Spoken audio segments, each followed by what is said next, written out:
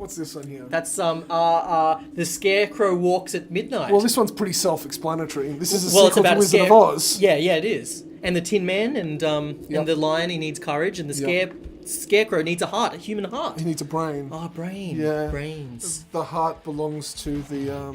Dorothy. What? No, the Tin Man. The Tin Man needs a heart. Good evening and welcome to the Dan and Mitch Show. He's Dan. And here's Mitch. And today we're on Goosebumps. The movie! The movie.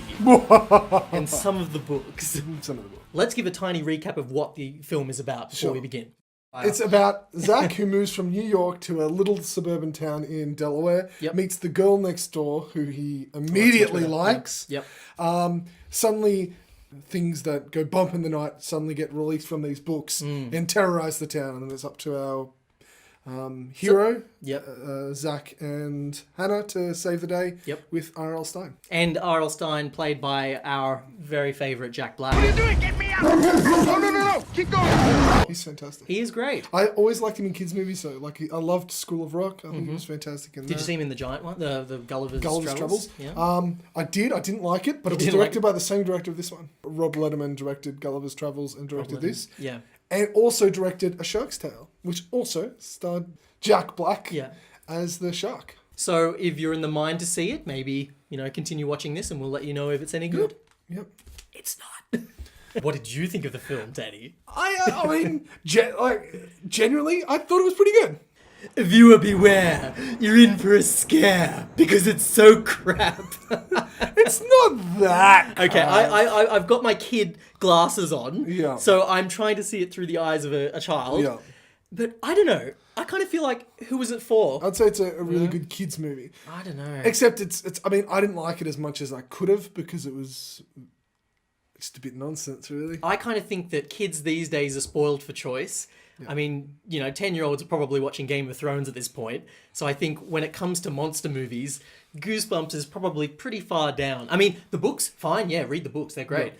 But as far as this movie, I think it was a bit of a stinker. I mean, I thought there was enough kind of funny. Yes, there was a lot of funny. I laughed quite a bit. I thought there was some really ridiculous humor in it that I enjoyed. I think it was a bit of a CG powerhouse, though. Yeah, there was a bit too much of I that. think the CG kind of made it a little hard to get scared. Yeah. Well, the whole movie is pretty tongue-in-cheek. All of the references are making fun at the books. That's true. Which is kind of weird because I expected you to maybe like it a little bit more and get taken by the whimsy nature of it all. I thought so too. Because it was all quite silly and all self-aware. It was, but it was just so much CG, and it was almost like they were just going from the mall, the forest, the cemetery, all of these cliched places, ticking off the list of books as they went. Like, there you go, some gnomes. There you go, Slappy, the doll. Yeah, I mean... Ooh, there's a werewolf. Duck! Yeah. I mean, this isn't spoilers because it's all in the trailers, but the werewolf and the abominable snowman and Slappy, if they were all a physical effect, how much better would that have looked? Absolutely. This film is got to be the only film that has animated saliva on a human. That was pretty gross. It was very unnecessary. Because we've got saliva. Oh, yeah. Everywhere. I would have given him mine for free.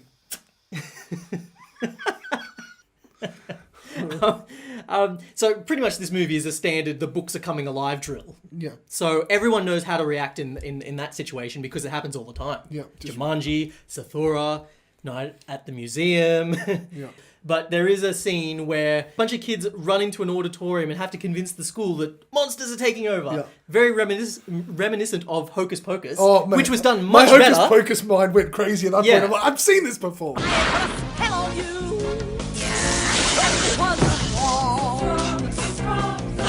It could have been a better film. It could have been. But for what it was trying to do... Because, I mean, you had all the actors from every other film you've seen. You've got the nomadic girl who goes from town to town. I'd say the girl... I'd actually argue the trope of the girl. The girl's very much the girl next door who knows everything about the town and is fierce and willing to fight, whereas the best friend character was this big, clumsy dope who ends up winning the girl because he has heart and gumption. Heart and gumption. I like that. Okay. Very, very good. My 8-year-old self would have loved it. Yeah. Because that was before I developed any sort of critical awareness. When we were 12, Danny, we were watching I Know What You Did Last Summer. Were we? So there you go. No. And Scream, yeah. Wow. Because when we were 12, we were in high school. But we were still watching Jumanji. We were still... Yeah, because that's an awesome film. A fantastically written film. It had, like, some great characters. Robin Williams was Robin fantastic. Williams. And the gut-wrenching emotional twist and everything. Yeah. This kind of had none of that. It had all of the fluff of those sort of films, but it didn't have any of the heart. Didn't the heart of the Zach and... Oh, sorry. What are the characters' names again? Zach and Hannah. Zach and Hannah. With Zach and Wrote Hannah, it down. didn't you feel any chemistry between them or any of that kind of relationship that propelled the story? I Or it kind of didn't do did, it for but you? I think the movie was just so quick. It was just in for a quick buck. Yeah. That's what I feel. But not that there's anything wrong with that. I mean, if you've got like an 8-year-old kid that wants to go and see it, you've got younger kids, you know, they'll probably eat it up. If they're into monsters and ghouls. But if you're a parent, you're not going to like it. You know what I did like about it? What'd you like? The music. Yeah, I like the music. You know who did the Yeah. music? Who did the music? Danny Elfman. Right, doesn't it? I thought I would have picked that. Yeah, right. I love Danny would have Elfman. guessed you too. Yeah, it was very Danny Elfman score, and it was good. It was whimsical and terrifying. Whoa. I just think all of the references are for an audience that understand and grew up with Goosebumps, and that audience is old. It's us. They're not interested in kids' movies. Well, And the audience that it's mainly appealing to, people that have built up a rapport with Goosebumps, are now our age, and we're sitting watching this. but would we want to Crappy watch like an adult horror? I don't think we would Goosebumps, want to see that or do we just either, want but- something that's a bit better or a bit more like in line with a Pixar film? That I want that. That one? Yeah, that one. That Okay. one. Because Goosebumps by write it up, Denny. Pixar. Goosebumps by Pixar. I think you are being very harsh. I am being extraordinarily harsh. extremely harsh. I probably made some kids cry. They're probably still crying. Yeah. I just think, you know, go and watch Jumanji. Yeah. Go and watch something that's good. Peanut. Go and watch Peanuts. That is a very, very... Because Goosebumps, like to all the parents out there, if you're going to see it primarily for yourself, probably hold back a little because you're going to be disappointed. You're better off jumping to Netflix and watching the Goosebumps show. Yeah, the Canadian one. Oh, yeah. Oh, there was some gold in that. Oh, there wasn't. That was crazy. Anyway, So you didn't like the film at all? if you're ages 8 to 11, or maybe 12, there are better films out there for you, Yeah. and you owe it to yourself to see better films. What are you doing? So, Denny, do you have any closing thoughts? That's a gorilla head. Stop it. Oh, no, it's I'd give it a solid 2.5 out of 5 Dannies. 2.5? Denny's. Not too bad, not too bad. I would say parents or people of our age that are into nostalgia, 2 stars. Yeah. For kids, maybe below 13, maybe 3.5. But that's being generous. I mean, you've read Goosebumps before, haven't you? Oh, of course! Good. Yeah, I thought so. Yeah. I mean, Yeah. I have too. Yeah, I know you have. This is your collection, isn't it? Yeah, this is my very own Goosebumps collection. And you've read them all? All of them. All of them? And more. Oh, wow. Okay, so if I was just to pick one at random... He's from the sewer. He's a distant relative of Splinter. It's clearly about Slappy the Dummy. Slappy. Welcome to Dead House. It's a deceased house, I get it. as the title suggests. The guy was hanging off a clock. Dead. Tick-tock, you're dead to the future. It's really this book with spiders and a mirror. Let's get invisible. And he grows up to be a serial killer. Stop it. It's Monster Blood again. This is my favourite one. Oh, it would be, wouldn't it, Danny? Why do I keep getting the dummies? Well, No, peeking. Gabe just got lost in a pyramid. Trying to make it down the stairs. It's kind of like a blood slinky. The Haunted Mask. Ahead of him in the pyramid tunnel, the next minute she's disappeared. Monster Blood 2, it's back. Evan Ross can't stop thinking about Monster Blood, which is Welcome to Camp Nightmare. Stay out of the basement. Oh, yes, as they walk the dog. What's the twist? The twist is he learns to love for the first time Ooh. or a demon. This one is My Hairiest Adventure. And My Hairiest Adventure. Your hairiest adventure. And his parents were dogs or something. Nice. Well, this one's pretty self-explanatory. Mummy's Tomb, Denny. Yep, that's obviously about... Night at the Museum.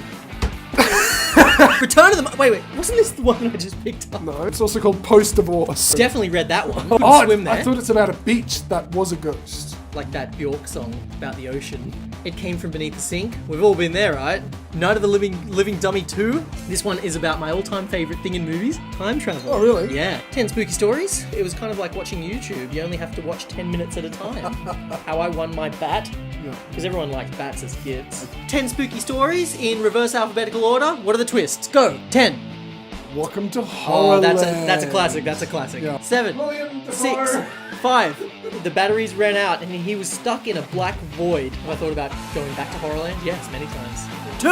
I don't know. 1. Phantom of the Auditorium. Night of the Living Dummy. Denny. In the movie. Oh, jeez. It would be, wouldn't Attack it? of the Mutants. Yeah. We're in deep trouble now, Denny.